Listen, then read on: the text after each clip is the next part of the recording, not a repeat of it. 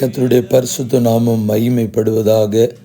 20/11/2025 வியாழக்கிழமை, புதிய நாள், புதிய கால வேளைக்காய் கர்த்தர் நன்றியோடு துதிக்கிறேன், ஸ்தோத்திரிக்கிறேன்.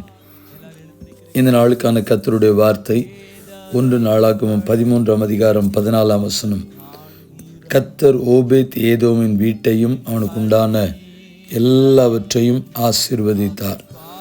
The Lord blessed Obed-Edom's household and everything he had. கர்த்தருடைய பரிசுத்த நாமம் மகிமைப்படுவதாக.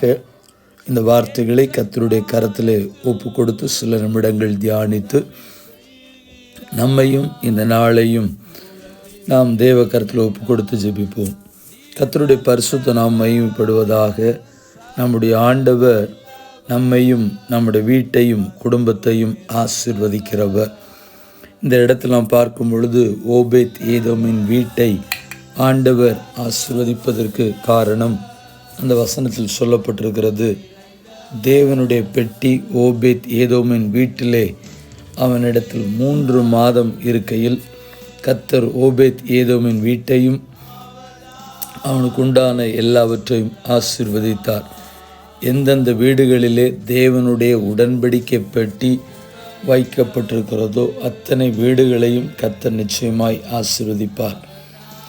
இன்னும் இதை குறித்து தெளிவாய் சொல்ல வேண்டும் என்று சொன்னால், அந்த உடன்படிக்கை பெட்டிக்குள்ளே மன்னா வைக்கப்பட்ட பொற்பாத்திரம், கர்த்தருக்கு ஸ்தோத்திரம் உண்டாகட்டும், கற்பலகைகள், ஆரோனுடைய துளிர்த்த கோல், இது 3ம் உள்ளே இருந்தது.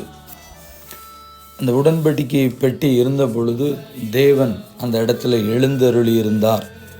கர்த்தருக்கு ஸ்தோத்திரம். இந்த உடன்படிக்கை பெட்டியானது இருக்க வேண்டிய இடம் மகா பரிசுத்த ஸ்தலம். கர்த்தருக்கு ஸ்தோத்திரம். மகா பரிசுத்தத்தில் திரைச்சலைக்குள்ளாகத்தான் இருந்த உடன்படிக்கை பெட்டியானது இப்பொழுது பெலிஸ்தேர்கள் கொள்ளையாடி சென்று விட்டார்கள். இப்பொழுது அங்கிருந்து திரும்பி வருகிற வழியில தான் இந்த உடன்படிக்கை பெட்டி ஓபேத்தின் ஏதோமின் வீட்டில் வைக்கப்படுகிறது. இதை குறித்து நீங்கள் 1 நாளாகமும் 13ஆம் அதிகாரத்தில் நீங்கள் வாசித்து தெரிந்து கொள்ளுங்கள். அந்த வீட்டில் அந்த உடன்படிக்கை பெட்டி வைக்கப்பட்டது நிமித்தமாய் அந்த வீடு ஆசீர்வதிக்கப்பட்டது. இன்னொரு பக்கம் அதை சிந்திக்கும் பொழுது ஓபேத்தின் வீடு குடும்பத்தார் எந்த அளவிற்கு பரிசுத்தமாய் வாழ்ந்திருப்பார்கள் என்பதை குறித்தும் நாம் அதை சிந்திக்க வைக்கிறது. கர்த்தருக்கு ஸ்தோத்திரம். முதலாவது தேவன் நம்மோடு கூட இருக்க வேண்டும்.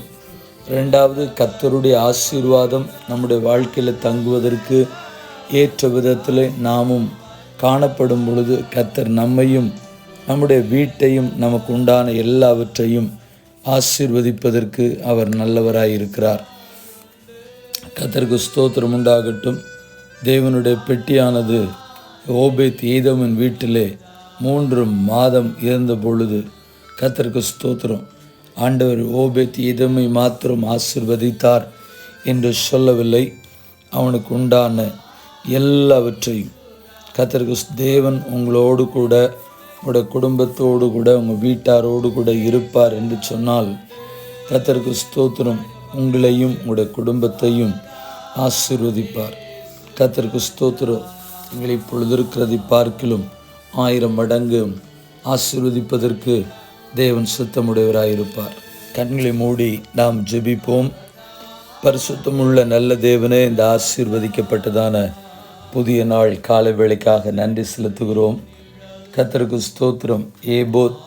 ஓபேத் ஏதோமின் வீட்டை ஆசீர்வதித்த ஆண்டவர் இந்த ஜெபத்திலே என்னோடு கூட இணைந்திருக்கிற இந்த நாளின் கர்த்தருடைய ஆசீர்வாதத்தை பெற்றுக்கொள்ள வேண்டும் என்கிற எதிர்பார்ப்போடு தேவன் நம்மோடு கூட பேசக்கூடிய வார்த்தை என்ன என்று சொல்லி ஆவலாய் கேட்கக்கூடிய, அந்த வார்த்தைகளை விசுவாசிக்கக்கூடிய தேவ ஜனங்கள் யாராக இருந்தாலும் நீர் அவர்களையும் அவளுக்கு உண்டான எல்லாவற்றையும் கர்த்தர் நீர் ஆசீர்வதிக்கும்படியாய் நாங்கள் ஜெபிக்கிறோம். ஒவ்வொரு தேவ பிள்ளைகளுடைய வாழ்க்கையிலும் அந்த உடன்படிக்கை பெட்டி கர்த்தர் தங்கக்கூடிய இடமாய் ஒவ்வொரு வீடும் காணப்பட கிருபை பாராட்டும். இந்த வார்த்தைகளின்படியே ஒவ்வொரு குடும்பத்தையும் இது நிமித்தமாய் ஆசீர்வதிக்க உடைய சமூகத்தில் ஜெபிக்கிறோம். தொடர்ந்து ஆண்டவர் நன்மை கிருபையும் இந்த நாளில் உண்டாகட்டும். அவள் செய்கிற ஒவ்வொரு பணிகளையும் கர்த்தர் ஆசீர்வதியும். ஜெபம் கேளும் ஜீவனுள்ள நல்ல பிதாவே, ஆமென். வாழ்த்துக்களுடன் ஜெபங்களுடன் pastor Jebadas. WhatsApp 9345353730. May Jesus bless you all. Amen.